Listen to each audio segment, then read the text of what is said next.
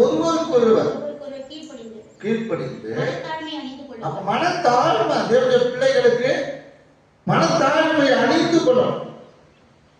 அந்த மனத்தாழ்மை உள்ள பிள்ளைகளுக்கு தான் தேவன் என்ன செய்யறானா, அந்த மனத்தாழ்மை அணிந்து கொள்கிற பிள்ளைகளுக்கு என்ன செய்யறானா, அளவில்லாத கிருபையை அந்த கிருபை அளவில்லாத கிருபையை அவர்களுக்கு தருகிறார்.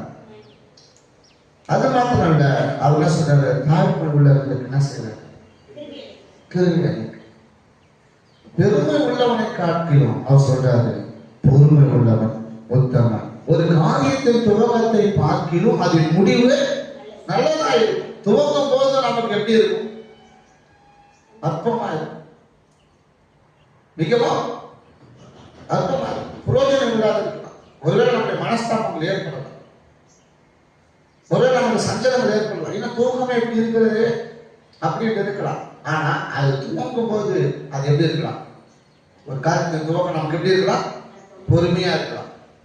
ஆனா அதை பார்த்து கர்த்தர் என்ன செய்வாங்க, அது முடியும் போது அது நல்லதாய் காணப்படும். ஆனா யோபு 8வது அதிகாரம் 7வது வசனத்தை சொல்லும் போது சொல்றாரு, உம்முடைய துவக்கம் சொல்றாரு.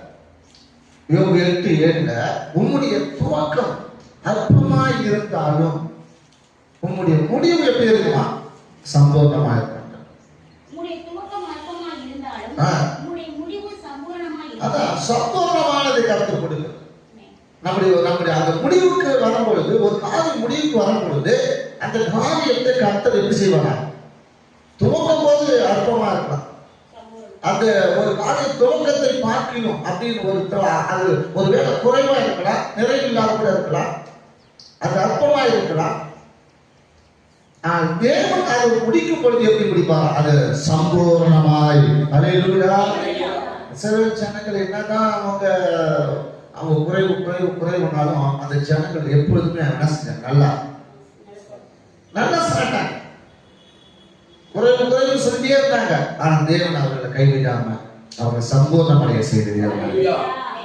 யாத்திராகமம் 34 நீங்கள் 10 வாசிக்கின்ற பொழுது அதான் சொல்றாரு, அந்த ஜனங்களோட நான் என்ன செஞ்சேன்னா பெரிய காரியம் செஞ்சேன் அப்படின்ட்டு.